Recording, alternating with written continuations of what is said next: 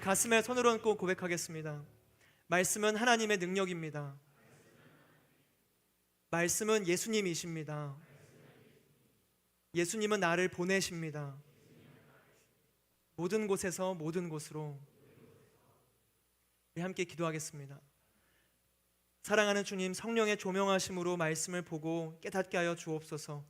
그리고 깨달은 말씀 붙들고 말씀대로 살아갈 수 있도록 우리를 인도하여 주옵소서. 예수님의 이름으로 기도드립니다. 아멘. 아브라함에서부터 시작된 믿음의 계보가 이제 요셉에게까지 닿았습니다. 아브라함, 이삭, 야곱, 그리고 요셉. 오늘에 이르기까지 참 많은 우여곡절이 있었다, 이런 생각이 들더라고요. 믿음의 조상이긴 하지만 아브라함, 이삭, 야곱, 이들이 온전한 신앙, 완전한 신앙이 아니라 다 흔들리는 신앙의 모습이 있었기 때문이 아닌가 싶습니다. 아브라함은 두려움에 아내 사라를 동생이라 속이고 약속의 자녀를 성취를 기다리고 있는 과정 중에 의심했습니다. 그리고 이삭은 아빠 아브라함을 따라서 아내 리브가를 또 두려움 속에 동생이라 속였고, 이 아들 야곱과 에서를 자신의 필요에 따라 양육하는 모습을 보여주곤 했었어요. 그리고 야곱은 화령점정이죠. 그냥 형과 아버지 속이고 두려워하고 은혜 속에서 하나님의 약속을 잊고, 에서 화해하고 나서 이방 신상들을 섬겼잖아요. 다 허용하는 모습들. 야곱은 끝까지, 지난주까지도 참 부족한 모습을 우리에게 많이 보여줬었습니다. 그런데 요셉은 조금 달라요. 요셉은 조금 다릅니다. 형제들에게 노예로 팔렸음에도 불구하고 그들을 원망하는 구절을 찾아볼 수가 없어요. 하나님을 탓하는 것도 볼 수가 없습니다. 그리고 노예로 살다가 육체적인 탐욕을 채우고 당장의 편안한 삶을 붙잡을 수 있을 그때에도 요셉은 그것을 거절하며 순결을 선택합니다. 감옥 속에서는 하나님의 때를 잠잠히 기다립니다. 그리고 결국 수많은 사람들의 생명을 살리는 이집트의 총리가 되죠. 요셉은 이 아브라함, 이삭, 야곱과 조금 다른 모습을 보여줍니다. 그럼 요셉은 어떤 사람이었나? 요셉이 어떤 삶을 살아갔기에 다른 선택을 하며 흔들리지 않는 올곧은 신앙으로 살아갈 수 있었을까? 그런 요셉처럼 살아가고 싶지 않으세요? 오늘 우리 토마스와 폴이 일어나서 인사했잖아요. 토마스와 폴을 데리고 온 우리 이현 형제님이 조셉이에요, 이름이. 저도 사실 이름이 조셉인데 이거는 그냥 여담으로 말씀드리는 겁니다. 저들이 누군가 궁금해하고 계실까봐.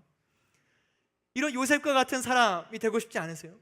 유혹과 시험이 있음에도 그것을 돌과 같이 여기는 사람, 담대하고 잠잠하게 서 있을 수 있는 사람, 시간이 얼마나 걸리든지 상관없이 고요하게 하나님의 때를 기다릴 줄 아는 사람, 요셉.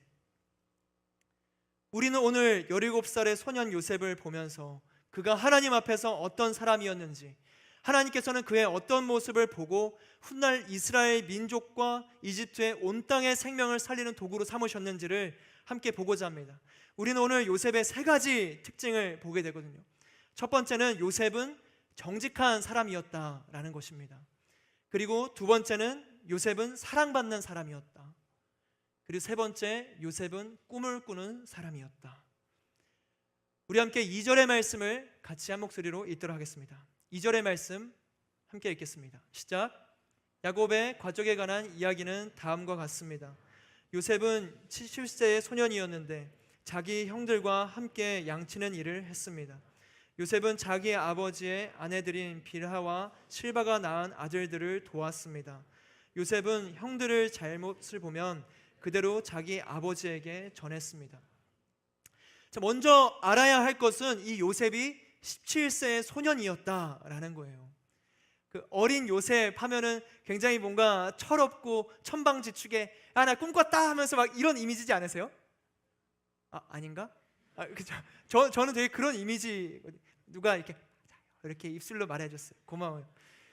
이 잼민이 같은 이미지를 떠올리기가 참 쉬운데, 요셉 하면은. 근데 요셉의 이야기는 17세부터 시작되는 거예요. 17살 때부터. 제가 초록창에 어제 17살 딱 검색했거든요. 근데 첫 뉴스 기사가 뉴진스 혜린, 17살 나이, 믿기지 않는 우아함이었거든요. 솔직하게 저는 검색하기 전에 이분이 누군지 잘 몰랐어요. 그러나 이제 오해는 하지 마세요. 뉴진스는 압니다. 뉴진스 알아요. 뉴진스 하이보이요. 그렇죠? 네. 밈이잖아요. 그런데 여하튼 그 혜린 자매님이 교회 다니는지 모르겠어요. 우리 혜린 자매님이 17살이라는 거예요. 17살. 17살은 마냥 어리기만 한 나이가 아닙니다. 천방지축에 철없는 초등학생이 아닌 거예요. 요셉은 나아가 이후 총리를 할 만큼 총명한 사람이었습니다. 똑똑하고 영리한 27세의 요셉은 자기 형들과 함께 양치는 일을 합니다. 그런데 말씀은 아까 이렇게 전하고 있는 거예요. 요셉은 형들의 잘못을 보면 그대로 자기 아버지에게 전했습니다. 요셉은 형들의 잘못을 보면 그대로 자기 아버지에게 전했습니다. 첫 번째, 17살의 요셉은 정직한 사람이었습니다. 이 말씀을 보면 어리숙한 고자질처럼 느껴질 수 있어요. 잘못을 보면 그대로 아버지에게 전하는 행동, 혹여 이 형들을 미워하나? 형들을 좀 잘못되게 만들고 싶었나? 라는 것처럼 보이지만 요셉의 삶 전체를 보면 이 요셉이 남들의 불행을 자신의 행복으로 느끼는 꼬인 사람이 아니라는 것을 우리는 알 수가 있어요. 그 술 맡은 자 관원장들 꿈풀이를 해주는 거 보면 그들을 위해서 막 꿈풀이를 열심히 해주잖아요. 남을 위하는 성품이 있었던 사람입니다. 요셉은 악을 용납하지 못하는 고든 성품의 소유자였던 것이죠. 형들의 잘못을 보면 그 잘못을 그냥 눈 감고 좋은 게 좋은 거지 넘어갈 수 있는 성품의 사람이 아니었던 겁니다. 그래서 형들의 이 잘못을 해결하기 위해서 자기가 할 수 있는 최선의 방법, 지혜로운 방법을 택한 거죠. 스스로 형들을 지적하고 이건 아니지 가르치려 드는 게 아니라 아버지라는 더 큰 권위에 맡긴 겁니다. 잘못을 바로 잡으려고요.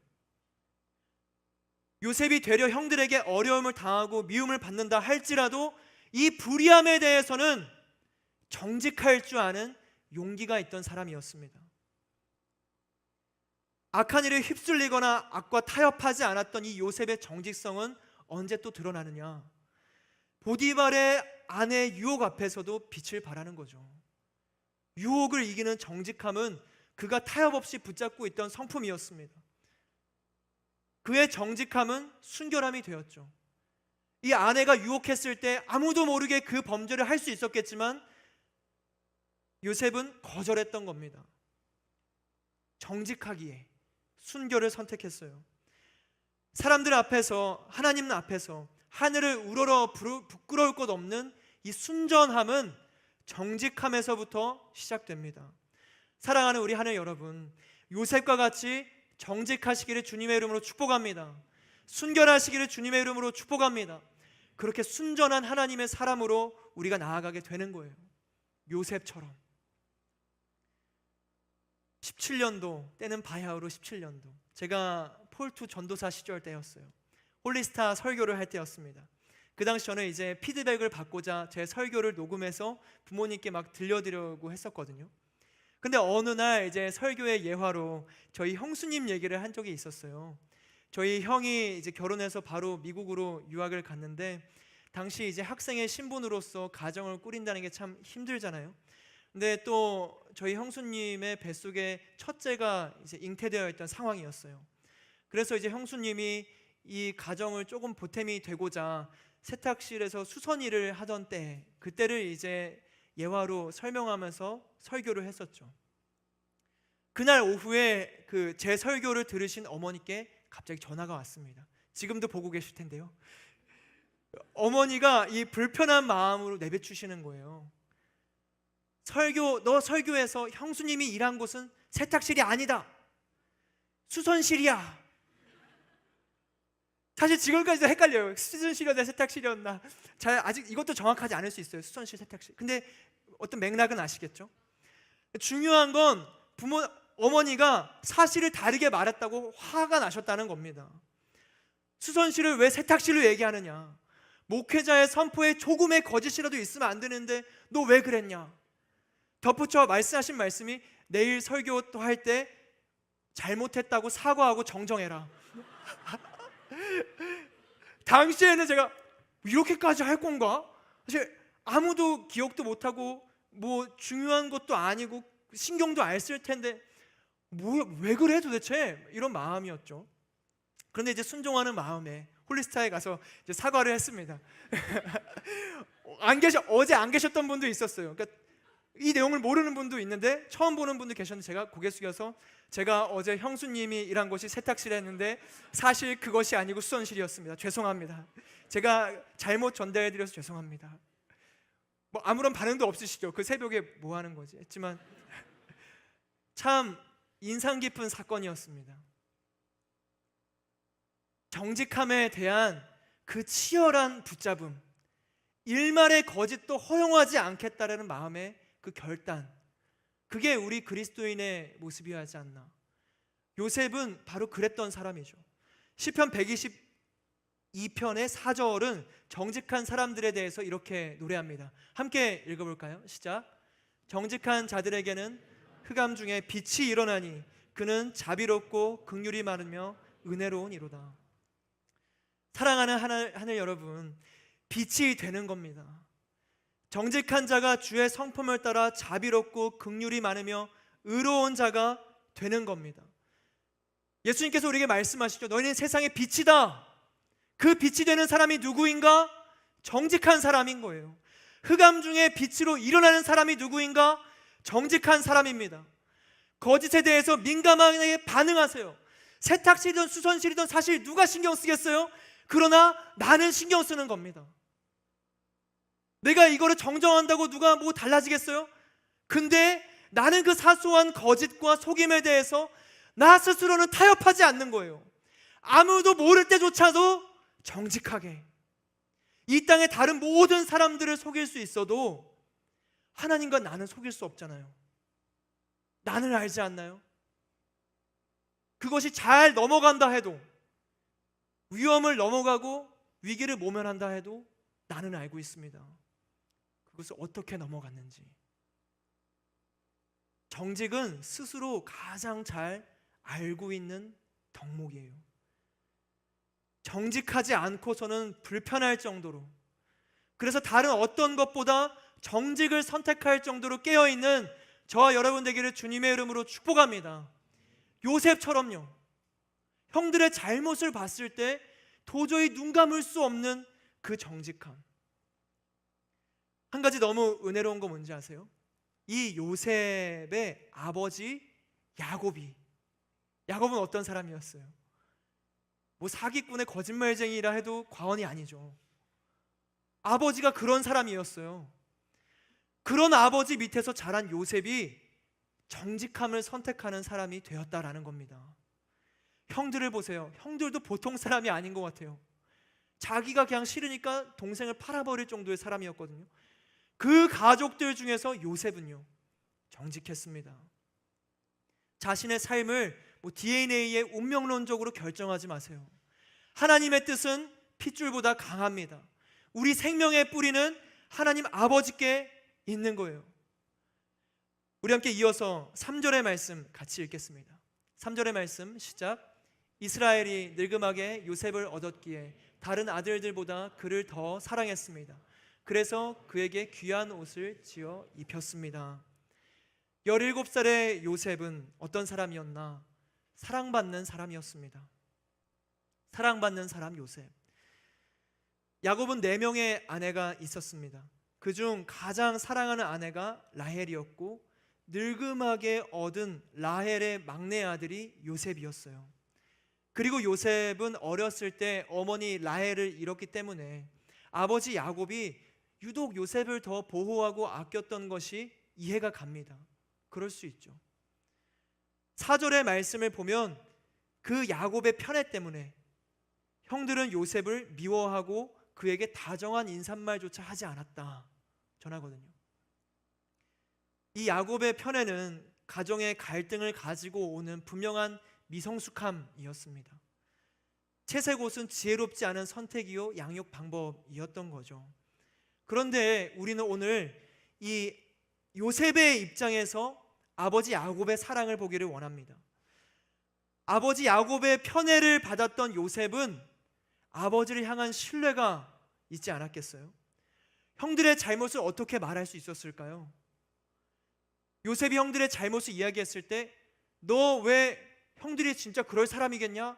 너가 잘못 거짓말하고 있는 거 아니야? 이런 판단을 하지 않았던 거죠. 아버지 야곱은 요셉의 말을, 요셉의 선택을, 요셉의 생각을 신뢰했고 사랑했습니다. 자신을 믿어주고 이야기를 들어주고 자신을 혼내지 않으시는 아버지 야곱에 대한 확신, 무슨 말을 해도 나를 용납해 주겠구나 라는 아버지 사랑에 대한 확신, 무슨 일이 있든지 자신을 특별하게 생각해 주고 용서해 주시고 사랑해 주신다는 그 믿음, 일방적이고 절대적인 사랑, 요셉은 그 사랑을 아버지로부터 경험했습니다.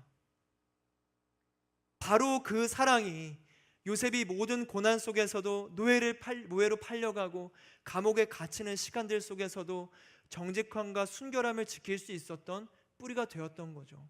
사랑받는 자로서의 정체성. 생각해보면 이 진정한 사랑은 편애를 닮았습니다. 닮아 있어요. 한번 생각해보세요. 여러분이 연애를 하는데 남자친구, 여자친구가 나는 모든 사람들을 다 똑같이 좋아해 이러는 거예요. 너도 좋지만 저 사람도 똑같이 좋아. 이상한 거 아닌가요? 난 다 사랑해. 이상한 거예요. 연애할 때 행복하고 기대가 되고 두근거리는 이유가 뭔가요? 그 사람이 나를 수많은 사람들 속에서도 구별되고 각별하게 나를 특별하게 생각해주고 사랑할 때, 그것이 행복이고 기쁨이지 않나요? 우리 모두에게는 바로 그 경험이 있습니다. 내 인생에 경험되는 단 하나의 무조건적이고 특별한 사랑, 나를 가장 각별하게 여겨주시는, 아껴주시는, 절대 다 깨닫지 못할 사랑, 예수님이죠. 예수님은 그렇게 우리를 각별하게 특별하게 사랑하십니다. 하나님께서는 그런 사랑을 우리에게 주셨죠. 보면은 하나님께서 인간을 편애하셨다는 것을 창세기에서부터 발견할 수 있거든요. 이 땅의 모든 것들보다 사람을 가장 존귀하고 특별하게 여기셨어요. 세상을 창조하실 때 보시기에 좋았더라 말씀하시잖아요. 근데 인간을 창조하실 때 뭐라고 말씀하시는지 아시죠? 보시기에 심히 좋았더라. 심히 좋았더라. 편애하셨어요. 이 땅의 모든 피조물보다 인간을 각별하게, 특별하게 사랑하셨습니다. 존재 그 자체로 너무 좋으셨던 거예요. 그 최근 스바냐 큐티에서도 말씀하시잖아요. 스바냐 3장 17절의 말씀, 우리가 함께 읽어볼까요? 스바냐 3장 17절의 말씀 같이 읽겠습니다. 시작. 너의 하나님 여호와가 너의 가운데 계시니 그는 구원을 베푸실 전능자이시라. 그가 너로 말미암아 기쁨을 이기지 못하시며 너를 잠잠히 사랑하시며 너로 말미암아 즐거이 부르며 기뻐하시리라 하리라. 사랑하는 우리 하늘 여러분, 하나님께서는 저와 여러분으로 인해서 기쁨을 이기지 못하고 계세요. 우리가 예배드리며 지금 하나님을 찬양하는 이 순간, 하나님의 말씀을 외우고 말씀 앞에 서 있고 말씀을 따르기로 결단하는 우리의 믿음과 이 고백, 부족함에도 불구하고 결단하는 그 마음, 하나님은 우리를 보시며 잠잠히 사랑하십니다. 그리고 저와 여러분으로 인해서 즐거이 부르시면서 기뻐하시는 거예요. 이 다음 말씀을 보면 뭐라 하는지 아세요? 마치 축제일처럼 우리의 존재가 하나님께 마치 축제일과 같은 기쁨을 주는 거예요. 우리의 존재가 우리를 각별하고 특별하고 끔찍히도 사랑하십니다. 어느 정도로요? 자기 목숨을 내놓기까지. 예수 그리스도, 그 특별한 사랑을 받은 존재가 우리죠. 로마서에는 이 바로 하나님의 이 특별한 편애가 확신에 가득 차서 고백되거든요. 우리 로마서 8장 37에 39절의 말씀 같이 한 목소리로 읽겠습니다. 시작. 우리를 사랑하시는 분으로 인해 우리가 넉넉히 이깁니다. 나는 확신합니다. 죽음이나 생명도, 천사들이나 악마들도, 현재의 일이나 장래일이나 어떤 능력도, 높음이나 깊음이나 다른 어떤 피조물도 그리스도 예수 우리 주 안에 있는 하나님의 사랑에서 우리를 끊을 수 없습니다. 할렐루야. 다른 어떤 것으로도 끊을 수 없는 하나님의 각별하고 특별한 사랑, 저와 여러분은 그 사랑을 받고 있는 사람들이에요. 우리가 망각할 때도 깨닫지 못할 때도 그 사랑은 변함이 없습니다. 사람들이 아니라 말하고 여러분 스스로가 나는 하나님의 사랑을 경험하고 있지 못해라고 말하는 그 순간에도 끊어지지 않는 하나님의 사랑이 우리 가운데 있습니다. 사랑받는 사람, 요셉이 바로 이 하나님의 사랑을 간접적으로 체험했던 거예요. 물론 인간적인 미성숙함으로 인해서 가족 내에 불화를 가지고 왔던 이 불완전한 편애였지만 야곱의 편애는 요셉의 삶에 사랑의 힘을 가르쳐주고 경험하고 요셉을 채워줬던 사건이었습니다. 우리가 하나님의 사랑을 받는 자, 요셉과 같은 마음이 있을 때 우리는 정직을 선택할 수 있는 사람이 되는 것이죠. 이어서 5절과 6절의 말씀, 5절과 8절까지의 말씀 한번 읽어볼까요? 5절부터 8절까지의 말씀 함께 읽겠습니다. 시작. 한 번은 요셉이 꿈을 꾸고 그것을 자기 형제들에게 말했습니다. 그 때문에 그들이 요셉을 더 미워했습니다. 요셉은 그들에게 이렇게 말했습니다. 제가 꾼 꿈 이야기를 들어보세요. 우리가 밭 가운데서 곡식단을 묶고 있었어요. 그런데 제가 묶은 단이 일어나 똑바로 섰어요. 그러자 형님들의 단이 제 단을 둘러서서 절을 하는 것이었어요. 형들이 그에게 말했습니다. 내가 정말 우리의 왕이 되며 내가 정말 우리를 다스리겠다는 것이냐? 형들은 요셉의 꿈과 그가 한 말 때문에 요셉을 더욱더 미워했습니다. 너무 유명한 장면이죠. 그래서 이제 요셉이 다가오는 것을 보면서 꿈꾸는 자가 온다 막 조롱할 정도의 사건이었습니다. 요셉은 꿈을 꿉니다. 형님들의 단이 자신의 단에게 절하는 꿈, 그리고 해와 달과 11개의 별이 자신에게 절을 하는 꿈을 꿨어요. 세 번째, 17살의 요셉은 꿈꾸는 사람이었습니다. 저는 항상 의아했어요. 그 요셉이 이렇게 사리분별을 못하는 사람이었을까? 형들이 나에게 그 꿈속에서 절을 했다라는 말을 하면은 미움을 받을 것이 뻔할 텐데, 보디발의 아내가 끈질기게 유혹했을 때 이 요셉이 거절하자 오히려 그녀는 요셉이 자신을 덮치려 했다고 누명을 씌우거든요. 그러니까 그런 억울함을 당했을 때 요셉은 침묵으로 옥살이를 또 하게 됩니다. 그 요셉이 사리분별을 하지 못하는 사람일까를 생각했을 때 분명히 사리분별을 할 수 있는 사람이었던 것 같아요. 그렇기 때문에 이 옥살이 중에 따로 뭐 소명을 하거나 따로 억울하다 막 소리를 외치면서 난동을 피우지 않았습니다. 상황을 보고 입술을 지킬 줄 아는 사람이었죠, 요셉은. 그리고 요셉을 보면 감옥에서도 그 간수들의 마음에 들었다 이 말씀은 전하거든요. 그리고 왕의 신하들이 같이 감옥에 갇혀 있을 때 요셉에게 꿈풀이를 부탁할 만큼 신뢰를 받는 사람이었습니다. 거기다가 앞서 말씀드렸던 것처럼 요셉이 이 총리의 자리에 올랐을 때는 30세의 나이였습니다. 그만큼 어떤 정치적인 안목이 있는 사람이지 않았겠어요? 그런데 그런 그가 이 꿈을 말하면 이 가족 내 불화가 있고 뭐라고 하겠구나, 형들이 자기를 대하는 것을 느꼈을 텐데, 형들에게 자기가 어떤 사람인지 알 텐데 굳이 이 말을 해야 됐을까? 요셉이 17살의 나이, 그렇게 어리지 않은 나이에 총명함과 정치적인 역량도 가지고 있는 이 요셉이 그렇게 했을까? 감옥 속에 갇힐 때에도 소명하지 않는 상황 판단의 지혜가 있었던 요셉이 굳이 이 꿈을 말하는 어리숙한 철없는 철부지였을까? 그런 요셉이 이 모자랄 보일 정도로 어리석게 미움받을 이 꿈 내용을 왜 가감없이 이야기했을까?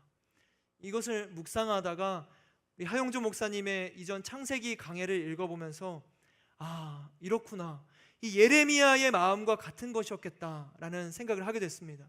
우리 예레미야 20장 9절의 말씀을 함께 읽어볼까요? 함께 읽겠습니다. 시작. 내가 다시는 여호와를 선포하지 아니하며 그의 이름으로 말하지 아니하리라 하면 나의 마음이 불붙는 것 같아서 골수에 사무치니 답답하여 견딜 수 없나이다. 그러니까 여호와의 이름을 말하지 않으면 내가 답답해서 견딜 수가 없다, 이런 마음이죠. 예레미야는 그 당시에 이스라엘 민족이 멸망당할 것을 예언하는 선지자였습니다. 사람들이 들으면 싫어할 만한 내용이죠. 우리나라가 멸망할 거야, 막 그 부정적이고 끝에 있는 심판을 이야기하는 사람을 야 고마워, 이야기해줘서 고마워, 야 너 최고야, 이런 칭찬을 받을 수가 없죠. 듣기 싫은 얘기입니다. 미움을 받을 게 뻔하죠. 예레미야가 이 선포를 할 때 요셉처럼요. 그래서 예레미야가 내가 다시는 여호와를 선포하지 아니하겠다 했는데, 여호와를 말하지 않으니까 그 마음이 불붙는 것 같아서 골수에 사무치니 답답하여 견딜 수가 없었던 겁니다. 요셉이 그랬던 거죠. 하나님의 꿈을 받은 이 요셉이 이 하나님의 말을 전하지 않고서는, 하나님께서 보여주신 비전을 말하지 않고서는 견딜 수 없었던 답답함이 있던 겁니다. 예레미야처럼 하나님께서 주신 그 선명한 꿈, 그것을 말하지 않으면 견딜 수가 없었던 거예요. 하나님의 생각은요, 잠잠히 묵혀두고 담아둘 수 있는 게 아닙니다. 하나님의 뜻과 하나님의 비전 가운데 우리가 놓이게 되면요, 두근두근거리고 기대가 되고 지금 당장의 이 일이 어떻게 될지 모르지만 하나님께서 일하실 것을 바라보며 소망을 품게 되는 것이죠. 사랑하는 우리 하나님 여러분, 하나님께서 우리에게 주신 가장 선명하고도 분명한 꿈은 무엇인가요? 디모데전서 2장 4절의 말씀 같이 읽도록 하겠습니다. 함께 읽겠습니다. 시작. 그분은 모든 사람이 구원을 받으며 진리를 깨닫게 되기를 원하신다. 또 다른 말로는 너희는 모든 민족을 제자로 삼아 아버지와 아들과 성령의 이름으로 세례를 베풀고 내가 분부한 모든 것을 가르쳐 지키게 하라. 하나님께서는 모든 민족을 구원으로 이끌기를 원하십니다. 이것이 하나님의 꿈이에요. 에덴에서, 동쪽의 에덴에서 한 줄기 강이 흘러나와 비손과 기온과 티그리스와 유프라테스 강으로, 네 줄기 강으로 흩어지면서 이 세상 모두를 적시기를 원하셨던 하나님의 마음, 이사야에서도 모든 민족이 하나님께 돌아오기를 바랐던 하나님의 마음, 하나님의 꿈은 모든 열방이 예수 그리스도를 믿는 믿음으로 하나님의 자녀가 되는 것입니다. 모든 사람이 구원을 받으며 진리를 깨닫게 되기를 원하시는 것이 하나님의 꿈입니다. 이 하나님의 꿈이 우리의 비전이 되기를 주님의 이름으로 축복합니다. 구원의 유일한 길이신 진리이신 예수 그리스도를 통해서 모두가 영원한 생명을 누리기를 원하시죠. 하나님이요, 복음이 바로 하나님의 꿈입니다. 생각해 보세요. 요셉에게 주셨던 이 꿈, 형들이 절을 하고 별과 해와 11개의 해와 달과 11개의 별이 요셉에게 절하는 꿈, 그것은 요셉이 지도자가 되는 꿈이었거든요. 그런데 그 꿈이 요셉이 제1의 권력자가 되고 노예들을 마음대로 부리면서 이 땅 가운데 떵떵 너는 살아갈 거야 라는 꿈이었나요? 아니요. 요셉이 이 하나님의 꿈을 따라서 총리가 되었을 때 그는 7년의 흉년 동안 이집트 땅의 모든 생명을 살리고 이스라엘 민족을 살리는 구원의 통로가 됐습니다. 그게 하나님의 꿈이었어요. 신기하지 않나요? 요셉에게 보여주신 이 꿈도 결국에는 그 땅의 모든 생명을 살리기 위한 꿈이었고, 오늘날 우리에게 주시는 꿈도 열방을 살리고자 하는 꿈, 모든 이가 구원을 받고 진리를 깨닫고 생명을 받기를 원하시는 하나님의 꿈. 사랑하는 우리 하늘 여러분, 이와 같은 하나님의 꿈을 꾸시기를 주님의 이름으로 축복합니다. 예수님의 십자가를 말하지 않고서는 견딜 수가 없는 꿈의 사람이 되십시오. 하나님의 꿈을 말하는 것이 너무 두근거리고 그 꿈을 따라 살아가는 것이 기쁨이 되는 하나님의 사람이 되시기를 주님의 이름으로 축복합니다. 무슨 일을 하는가는 도구예요, 도구. 내가 어느 곳에서 뭘 하느냐, 그게 꿈이 아닙니다. 그건 도구예요. 도구. 정치, 경제, 문화, 사회, 예술, 교육, 어느 영역에서 할 것 없이 하나님의 꿈을 붙잡기를 소망합니다. 그곳에서 여러분에게 맡겨주신 그 자리에서 여러분에게 하나님께서 주신 달란트와 은사로 하나님의 꿈을 꾸는 겁니다.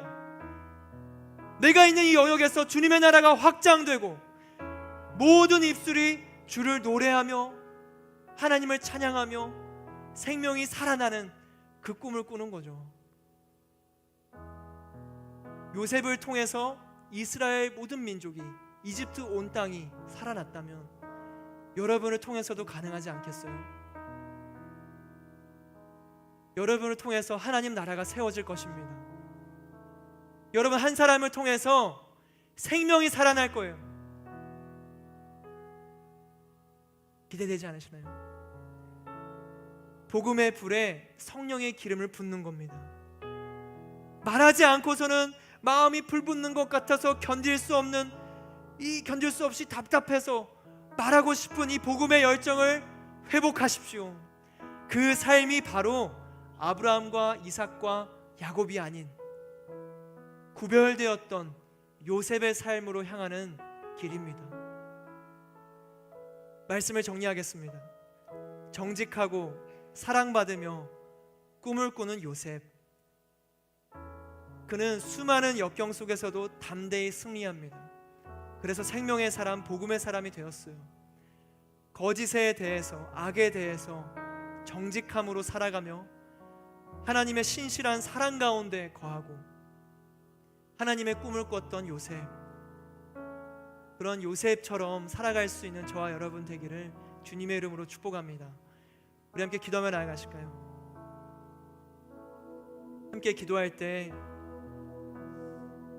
먼저 우리가 오늘의 말씀처럼 정직을 선택하며 선포하며 결단하며 기도하기를 원합니다. 거짓을 선택하고